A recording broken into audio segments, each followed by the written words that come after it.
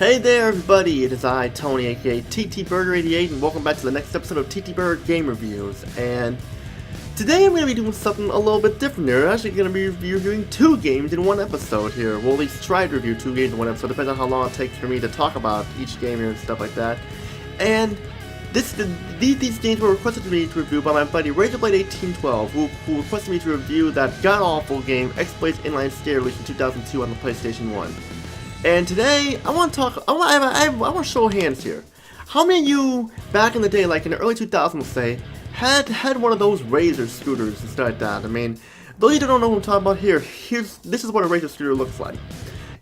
These things were very cool to ride and stuff like that. I mean, it was so cool, man. I remember I got one for my birthday, like when I was 12 years old. I mean, I had an orange one, and my brother had a green one, which got broken somehow. But the orange one still runs well. Just I can't find it. It's up in the attic. But because of its popularity and because of marketing, Crave Entertainment here, the people who were behind X-Blade's Inline Skater, decided to make two games based on Razor scooters, and they are Razor Freestyle Scooter and Razor Racing. And both these games are awful.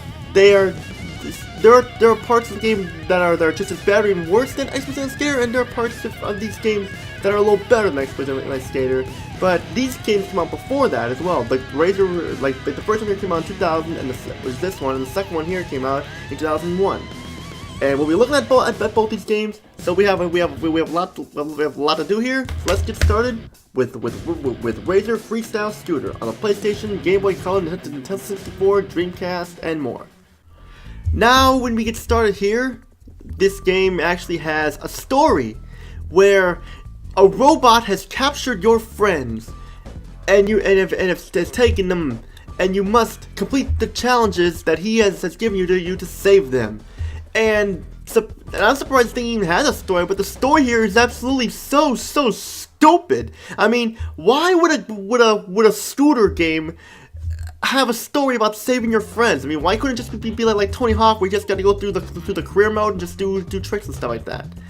And as we get started here, we have a total of two characters to choose from the start. There you have to let others, Chad and Amy, but for this one I'm gonna choose Amy. And then you get to pick the color of your scooter, and even though I had an orange one, I'm gonna pick blue because blue's my favorite color. And we get to choose a level, and you see we have goals there just like Tony Hawk. And as you can tell, this game was definitely had Tony Hawk in mind and stuff. And there is background music in the game, but I turned it off because I don't want to get a copyright claim here. And as getting it started, you notice that the graphics look okay for its time. I mean, like it's nowhere near as good as like the Tony Hawk game, Special Skate Destroyer, or even Street Skater and stuff. But the graphics do get the job done. But playing the game is totally a whole different story.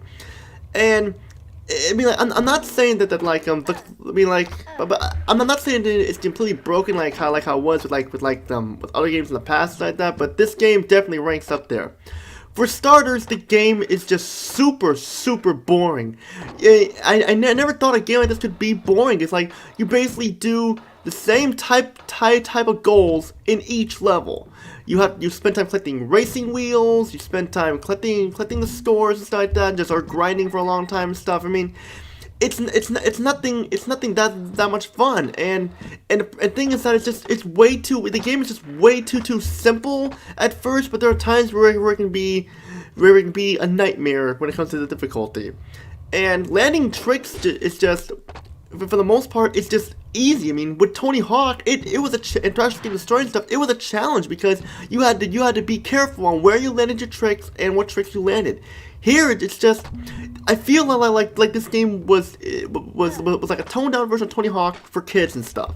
And yes, you fall and stuff like that, but it's just the only main goal to, like, sure, you have a bunch of goals here in this game, but the only main goal you have to do is just get beat the score, is get the score you're supposed to be given, and you can go on to the level. So the other scores are just, I mean, the other goals, I mean, are just pretty much pointless and stuff, because you only have to complete the first goal, and that's basically it. And there's nothing really to it there and stuff. I mean, and yeah, it's just for most of the time, this is basically what you're doing, and like, sure, I mean, I'll admit, like, yeah, like, it's just way too easy, and just, yeah, there's not much to say there. And then there's also parts in the game where you, of course, like of course there's different levels to that, which is cool because like I kind of like the variety of the levels, but sometimes some of these backgrounds can look kind of a little boring. Like this school over here, I mean, compared to the school level on Tony Hawk's Pro Skater, it looked more detailed than this.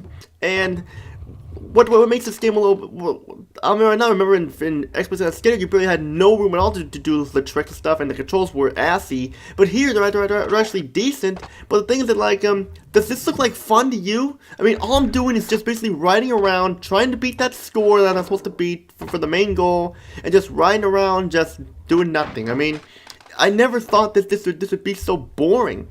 And I didn't really get through the whole game because like I got bored very quickly, because I'm sure anyone else who played this game would get bored too. But I think the part of the game which really hits the fan is this part right here, where you have to, how you unlock the characters. You have to collect all the wheels in this level to unlock the next character and move on to the next area. It seems simple, but the way the controls are, you never get high enough or enough airtime to get all the wheels, and you only have 1 minute, so you're basically racing against the clock, and you'll fall or fall off, and you'll have to, and it wastes precious time on the clock. Like right here, I fell off, and like it wastes precious time. There's 20 wheels in this here, and yeah, I thought I could jump on granted, but you have to be very specific on what tricks you do, because you'll fall, and sometimes you'll make them all but one or so, and it just like sometimes you'll have no choice but to fall, but to get back to where you were. And I had total of 17 wheels right now, and there's 3 left there, and there's no way I'm gonna make it to get the rest of those. So I'm just restart the level and just do the same thing. But then again, there's nothing to this game at all. I mean, are you even gonna care to unlock these extra characters? Because here, let me tell you something. From what I heard, all the characters play exactly the same. They all play exactly the same, just different costume and hair and stuff like that. They're all the same and stuff. And that's pretty much where I draw the line here. I know this is a very short review, but there really isn't much I can say about this here, because it just plain sucks. And my final rating for this game goes like this. Razor Freestyle Scooter is a game that should be avoided like the plague at all costs. It had the potential to be a good game because it has good graphics, and the fact that you get to ride one of those Razor scooters in a video game and stuff, just like how a lot of people own them back in the day. It's like, oh cool, there's a game where I can ride a Razor scooter like how I can in real life. But unfortunately, it all seems to fall flat on its back due to boring gameplay and the fact that it gets so boring and just unplayable at times. We just give up and stuff, just go on and play something else. This game is basically just pretty much like Tony Hawk for like a younger audience stuff, in my opinion, and it even fails at that as well. I give the game a 1 out of 10 because the graphics are decent and stuff like that. But we're not done here yet, people, because now we're gonna look at the sequel to that game, Razor Racing, on the PlayStation, Game Boy Color, and 64 and stuff like that as well. And getting into this game here, I was surprised that they actually made a sequel, considering how bad the other one bombed. And I know there are some people who probably like the game and say, oh cool, it's basically easier than Tony Hawk and stuff, but that doesn't make it good. I mean, that doesn't make it good at all. And yet, this time we don't have a storyline or anything like that, which I'm just kind of glad they got, which is one improvement they did. They got rid of the story, because that story, I should have mentioned in the first game, was just awful and made no sense at all. This time we have like a choice of teams to choose from, but you can only choose one character from each team at the moment. You have to unlock the other ones. For this game, I will be playing as Oni from the base City Thrashers, because there are times where I like playing as the female characters like that, because a lot of people I know like to do that, and it's fun. And getting started here, when we select our character and stuff, we are graded to this level here, and of course you can customize your scooter. We're gonna do blue, because I like blue. And when we're here with this time, instead of doing tricks like that, like you gotta like beat the clock and beat 3 laps to get to the end. That's how you progress the level. You first do a practice time trial run of the course and stuff, which is mandatory. You can't skip it, and I'm right now that the graphics here look better. They look better this time. It's that they animate a little better, which is no surprise of that, because this is the sequel that came out a year later. But the game is still just as boring and stuff. I mean, it seems like Crave Entertainment here really favored the graphics in these games the best and spent most of the work with the graphics here. And like this time I actually turned the music on because there's no licensed tracks and stuff like that I can get a copyright claim for. But as you can see here, does this look like fun to you? You just, of course, this is the time trial practice run where you have to beat 3 laps before the timer runs out. But yet, it's not that much fun here because like this time you're in linear your stages like that instead of like kind of like the open areas like how you were in the first game, and just you move. Look at this. You move so damn slow. I mean, it's like you move at a snail's pace. You hope I was holding down the X button to try and get a sense of speed, but you don't get that much more speed either. And yeah, I'm just having fun here. It's like you're probably thinking, oh, you're just doing the practice run. The actual racing part is actually much better, and I'm actually surprised that there actually was a racing part, because when I played this part first, I did not expect it to be like, I thought the whole game was just like this. I thought it meant race against the clock, but I was wrong there. But that doesn't mean it's any good, but let's skip ahead of this here and actually get to the actual racing segments here, because I'm sure you're all gonna want to see the racing parts anyway. So let's get started with a race here.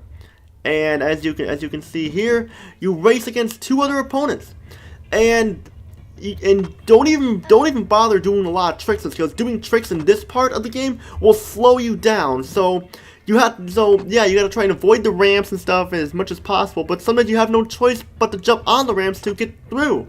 And it's like the opponent AI is very. I mean, like for some reason in the first level mainly, the opponent AI is very overly powerful in this when it comes to racing. Like they'll somehow find ways to try and beat you and stuff, and it doesn't happen like this in the other levels and stuff, just this one for some reason, and it's probably because it's very linear and there's a lot of ramp stuff you have to hit, and like you have no choice but to let's jump on these ramps. They'll slow you down, and why bother having them if they're gonna slow you down? And you don't even get any points in this round either. You can't even tell if you're in first or second place in this part either, so you have to literally guess if you're either in first, second, or third. And I shouldn't have to do that. I mean, why not put a placing in like somewhere on the screen so I can see what I'm doing?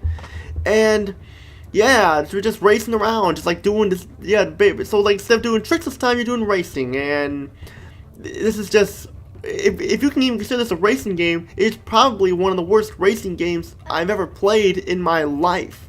And that's saying much, because there are a lot of racing games out there that tend to suck and have problems. Like for example, the Ford racing games and stuff like that and such. And I don't know about you, but does this look like fun? No, it doesn't. In fact, I'm sure people are thinking, I'm sure there's more to do after this. You'd probably do more than this. No, you don't. And once you beat that. Once you beat that, I forgot to mention, you also have like scooter parks and stuff like that you can go to at the end as like bonus rounds like that. Basically, this is your way to unlock the other characters and stuff like that. And these parts here are actually considered the best parts because like you're actually doing tricks like that. It's kind of and the backgrounds are wide open, giving you enough room to do tricks and stuff, and it's fun. But the problem is that it's just so easy. It's easier than it was in the first game and stuff. I mean, like, cause you don't have to get that many points to begin with. Like, I need to hold about 10,000 points in this area to get through. And look how easy it is to get the points. Like, I'm already at like about 7,000 points. Now I'm at 8,000. It's just so easy that you'll get the points in no time, even way before you run out of time. So, this is considered the best part of the game, but it's still way too easy. I mean, I want to challenge like Tony Hawk and Thrasher and stuff like that, and Dave Mirra and Matt Hoffman and stuff. But I'm not having any. This isn't any fun. But now let's just show you here that nothing changes. Let's get to the second one, which is the mall, and now the mall design looks cool and stuff, but once again, we're just doing the same thing, racing against the clock. We're just racing against the clock and just trying to beat the practice part. And like I said, how like in the first level, the enemy, I mean, like your opponent AI will do whatever they can and come very close to beating you and stuff like that. Well, I want you to watch closely here in this stage. I want you to watch very closely here. As you can, and look, see, it's so for some reason it's much easier to take first place in this. And I don't know, I don't know how wide the first level is harder and stuff like that, but I got up to like the third level and stuff, and actually the third or fourth level, I don't remember, I don't care to remember, but it's all the same thing. You're doing the same thing over and over again, and it's not changing at all. And this is so boring, it's like a snooze fest. And you're probably wondering, is this game better than the Razer Freestyle Scooter? Yes, by very, very small. It's not fun at all. This is boring. It's like, it makes you wish you were playing better games like Tony Hawk and stuff like that.